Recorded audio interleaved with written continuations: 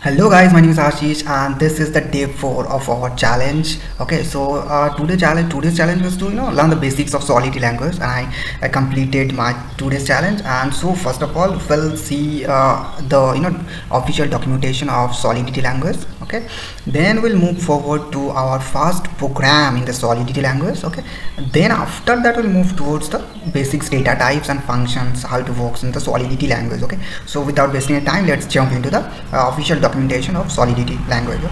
So this is the official documentation of Solidity language. Okay, so you can see that this is also an object oriented and high level programming language. Okay, so here I just want to mention one thing, that if you're already familiar with one of the object oriented programming language like Java, JavaScript, C++, Python, okay, then it will help you a lot to learn Solidity language more well. Okay, so yeah, and I'm assuming that you know any one of this object oriented programming language. Okay, so you can see lots of things in the documentation, that it works on Ethereum virtual machines.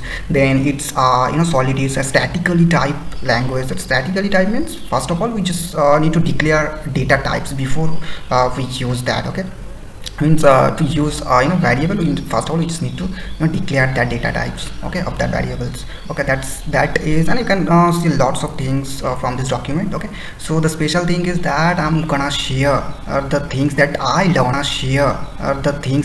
learned from this document. Okay, so yeah, I'm just gonna start writing a fast program in Solid language. Okay,